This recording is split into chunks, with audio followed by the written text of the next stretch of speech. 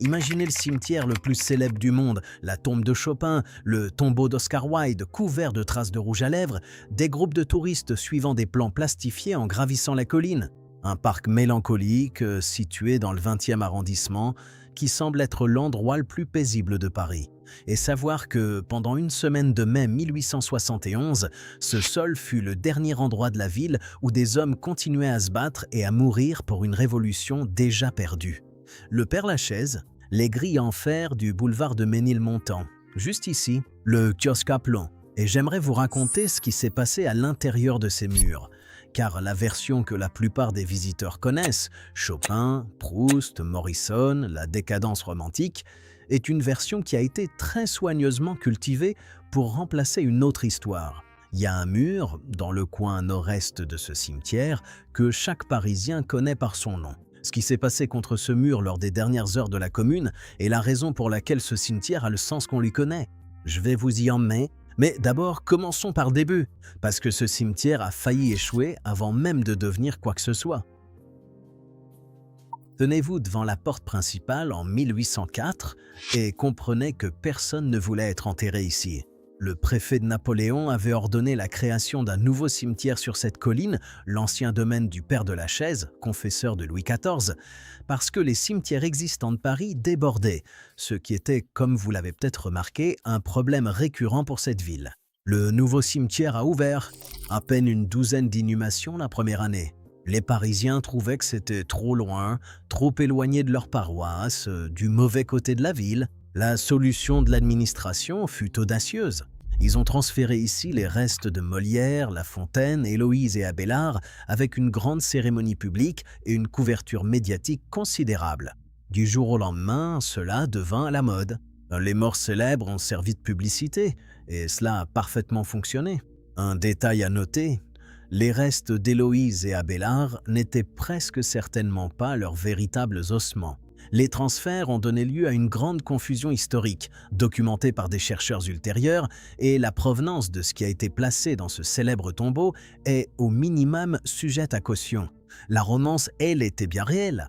Les reliques étaient probablement celles de quelqu'un d'autre. Paris a érigé un monument à deux amants médiévaux en utilisant des ossements d'identité incertaine, et cela n'a semblé déranger personne. Au milieu du 19e siècle, le Père-Lachaise était l'adresse où il fallait être enterré, ce qui en faisait aussi le terrain le plus socialement hiérarchisé de la ville. Et la partie la plus pauvre, située à l'extrême est, est précisément celle qui allait prendre toute son importance en 1871. C'est pas un hasard. Remontez l'allée centrale et observez la densité des tombes de chaque côté, les mausolées élaborés, les anges sculptés, les familles qui ont dépensé des sommes considérables pour être près des allées principales.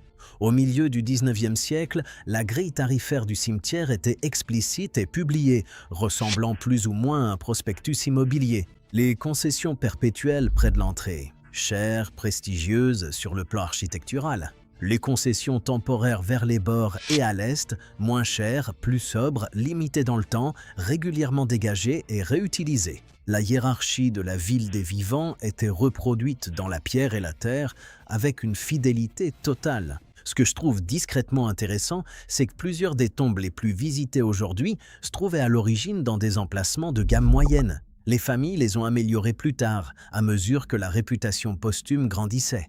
La mort n'a pas aplani la structure sociale, elle l'a simplement ralentie, et puis 1871 est arrivé et la hiérarchie a cessé d'avoir la moindre importance, car la section de ce cimetière est devenue un champ de bataille.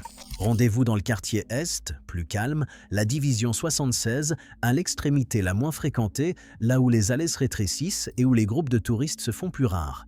Au printemps 1871, Paris s'était rendu à la Prusse et le gouvernement national conservateur s'était replié à Versailles. Les quartiers ouvriers juste à l'extérieur de ces grilles, Belleville, Ménilmontant, les rues que vous avez traversées pour arriver ici, avaient refusé les conditions de l'armistice et instauré la Commune de Paris, une cité-État radicale et autogérée qui a dirigé Paris pendant 2 mois. Puis Versailles a envoyé l'armée. La semaine sanglante a commencé le 21 mai. Les troupes gouvernementales sont entrées dans la ville et l'ont traversée rue par rue, et les communards ont reculé, combattant sur les barricades, cédant du terrain. Le 27 mai, la dernière résistance organisée s'était repliée sur le Père-Lachaise, le cimetière de l'Est, du côté populaire, la partie avec les concessions bon marché. Le choix était en partie tactique.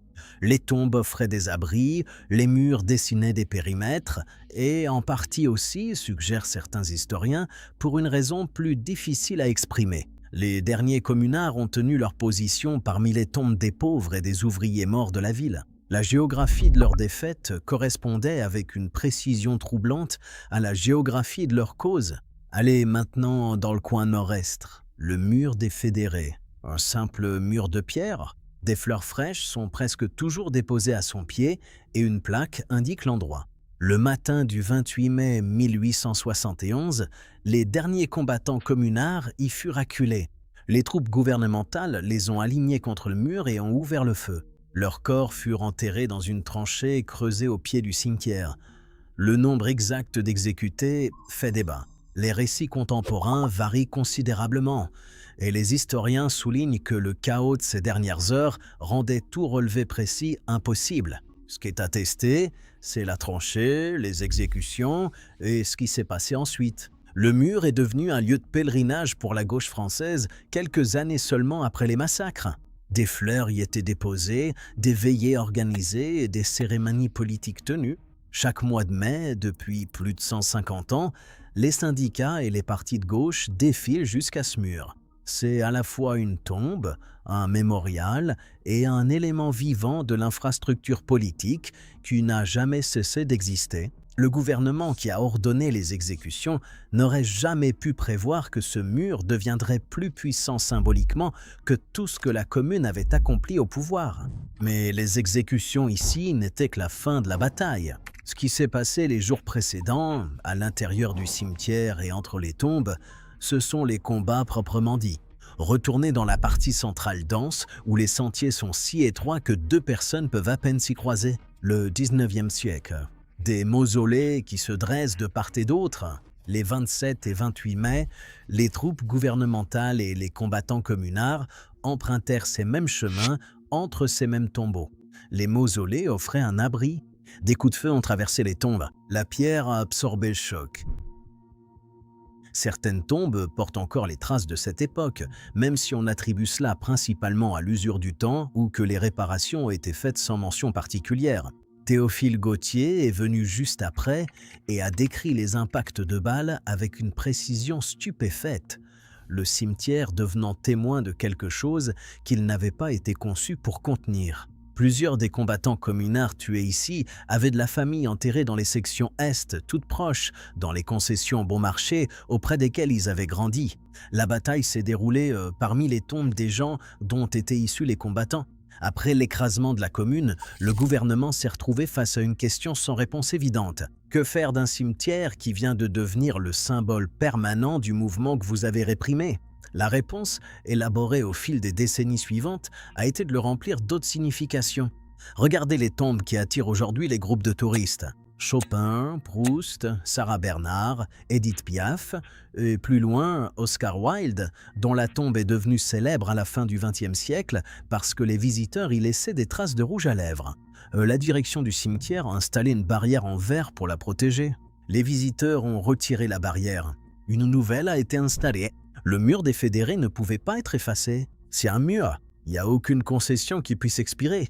Mais il pouvait être entouré d'autres destinations, repositionné comme une étape parmi d'autres sur une carte, plutôt que comme le fait marquant du cimetière. L'accumulation de personnalités mondialement célèbres a transformé le Père-Lachaise d'un cimetière parisien marqué par la stratification sociale en un monument culturel mondial, et ce faisant a fait du mur une attraction parmi 30 autres, plutôt que la raison pour laquelle ce lieu compte.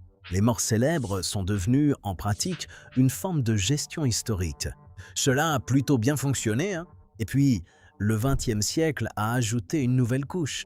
Au fil des décennies d'après-guerre, le cimetière a connu des vagues successives de rationalisation administrative, supprimant les concessions échues, reclassant les sections, gérant l'espace dans un cimetière qui était techniquement plein depuis des décennies.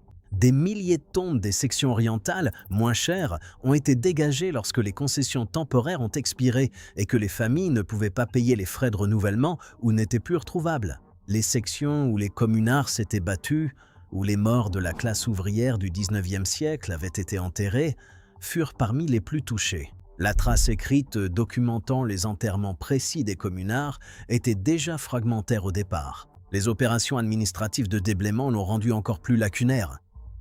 Le mur des fédérés a survécu, parce qu'un mur ne peut pas être dissous administrativement. Mais la géographie plus large de la mémoire des communards au sein du cimetière a été discrètement remodelée au fil d'un siècle de décisions sur les morts qui méritaient que l'on paie pour leur entretien. La modernisation n'a pas effacé le mur, hein. Elle a réorganisé tout ce qui l'entourait jusqu'à ce que le mur se retrouve légèrement isolé, entouré d'allées aménagées et de sections restaurées qui ne portent plus le contexte de ce qu'elles ont remplacé. De retour sur l'allée principale, en fin d'après-midi, de longues ombres s'étendent sur le gravier. Plus de 3 millions de personnes visitent ce cimetière chaque année. La plupart viennent pour Chopin, pour Jim Morrison, pour Oscar Wilde. Certains viennent spécifiquement pour le mur. Il y a toujours des fleurs sur le mur, des fleurs fraîches, ce que veut dire que quelqu'un est venu récemment, ce que veut dire que la mémoire n'est pas abstraite. Dans la section Est, quand les groupes de touristes se sont dispersés et que les allées entre les tombes deviennent silencieuses, la pierre est très ancienne. Certaines parties sont ébréchées d'une manière qui pourrait être due aux intempéries ou à autre chose. Personne met de plaque sur une marque de balle. Le cimetière garde ses morts comme les villes gardent leur histoire, de façon sélective, avec de l'entretien et avec une nette préférence pour la version la plus facile à visiter.